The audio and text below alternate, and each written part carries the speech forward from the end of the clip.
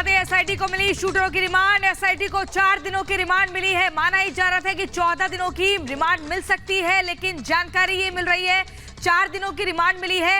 1 घंटे के लिए फैसला सुरक्षित कोर्ट ने रख लिया था। रामिका आपके पास आएंगे। 4 दिनों की रिमांड मिल चुकी है। अब ये समझना है कि क्राइम सीन को जो रिक्रिएट एसआईटी करेगी उसकी शुरुआत कब से होगी और किधर से किया जाएगा। अनामिका।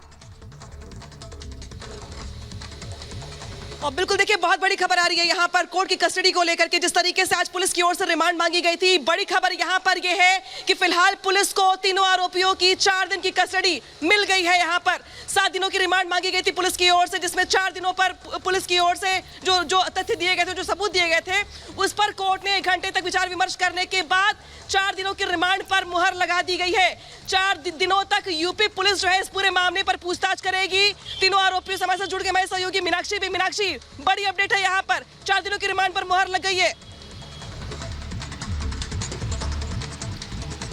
बिल्कुल बिल्कुल अनामिका, क्योंकि माना ये जा रहा था कि यहाँ पर जो रिमांड है वो 14 दिन की मांगी जा सकती है, लेकिन सिर्फ 7 दिन की रिमांड मांगी जाती है। और ऐसे में 1 से 1.5 घंटे तक विचार विमर्श होता है। फैसला हालांकि सुरक्षित रखा जाता है और 4 दिन की यहाँ पर जो रिमांड है वो अब कंफर्म कर दी गई है। यानी कि इस 4 दिन के अंदर अब आपको बहुत से सवालों के जवाब निकालने होंगे कि आखिरकार किस तरीके से ये जो हत्यारे थे एक दूसरे को जानते थे, ये प्रयागराज पहुंचते इतनी बड़ी घटना को अंजाम देते हैं जिससे देश भर में सुर्खियां पैदा हो जाती है। और ये वही पुलिस लाइन है जहां पर इन्हें अभी फिलहाल रखा गया है। और अब ये जानकारी निकल करके सामने आ रही है, अब तक की यह सबसे बड़ी खबर कि 7 दिन की रिमांड यहां पर एसआईटी के द्वारा मांगी गई थी, लेकिन 4 दिन की रिमांड यहां पर कंफर्म कर दी गई है। 4 दिन में पूछताछ की जाएगी, फर्दर इन्वेस्टिगेशन की जाएगी। और इसी के साथ सीन रिक्रिएशन को लेकर के जो जानकारी आ रही है कि कॉल्विन हॉस्पिटल लेकर के जाएंगे, यानी कि पुलिस लाइन के बाहर अगर हलचल तेज होती है तो यहां से लेकर के जाएंगे श्रायगंज थाना, वो जगह जहां कॉल्विन हॉस्पिटल है। और कॉल्विन हॉस्पिटल में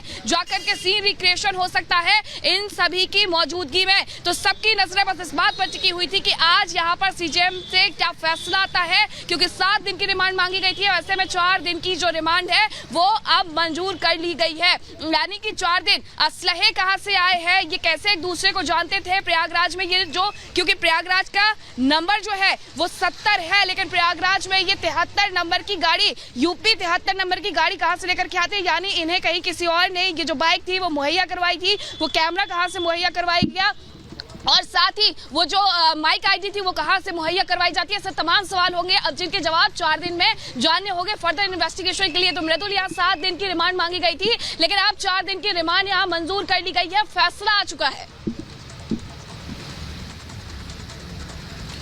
बिल्कुल। और देखिए, ये भी आश्चर्य की बात है कि सिर्फ 4 दिन की रिमांड क्यों मिली है। हालांकि देखिए, कोर्ट का फैसला है, उस पर ज़्यादा टिप्पणियां तो नहीं की जा सकती हैं, लेकिन पुलिस अब कैसे इसको मजबूत करेगी, पुलिस रिमांड में क्या कुछ पूछेगी, क्या कुछ जानकारी आएगी, ये तो बताएंगे। लेकिन इधर अतीक के कारोबार की लगातार जानकारी मिल रही है, और सिर्फ ये कारोबार प्रयागराज उत्तर प्रदेश तक सीमित नहीं है, ये पहुंच गया है हरियाणा के गुरुग्राम तक। और कई सारे कारोबारियों से संबंध, उनको धमकाना, उन पर कब्जा करना, ये तो हम पहले बताते रहे थे, लेकिन अब अतीक के कारोबार की जानकारी मिली है।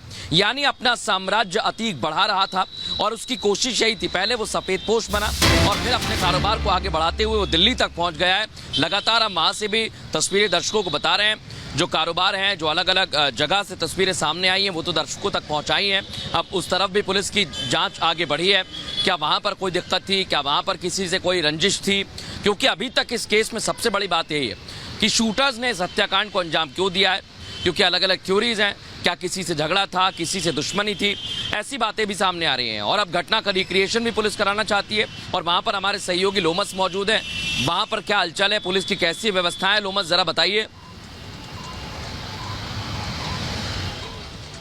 बिल्कुल बिल्कुल मृदुल, आप बहुत महत्वपूर्ण जानकारी दे रहे थे। आपको मैं बता दूं कि मैं उसी कॉल्विन हॉस्पिटल के बाहर मौजूद हूं जहां पर अतीक अहमद और अशरफ की हत्या की गई थी, और साफ को आपको दृश्य दिखाना चाहता हूं। यहां पर पुलिस बल की भारी मौजूदगी है। साफ तौर पे जो भी अस्पताल के अंदर जा रहा है उनसे उनकी आईडी कार्ड देखी जा रही है। पीएससी के जवान भी मौजूद हैं यहाँ पे और बताया जा रहा है कि अब जब रिमांड एसआईटी को मिल चुकी है, पुलिस को रिमांड मिल चुकी है, तो कहीं ना कहीं उन 4 दिनों में अब उन तीनों अपराधियों को यहाँ पे लाया जाएगा और सीन फिर से रिक्रिएट करवाया जाएगा। अभी ये सुबह की तस्वीर है। साफ तौर पे यहाँ पे जो भी अंदर जा रहा है इस अस्पताल के अंदर, कहीं ना कहीं उसकी आईडी अब देखी जा रही है और आईडी देखने के बाद ही किसी को अंदर जाने दिया जा रहा है। यहाँ पे पुलिस बल भारी मात्रा में तैनात है और यही वो अस्पताल है जहाँ पर तीनों अपराधी आते हैं।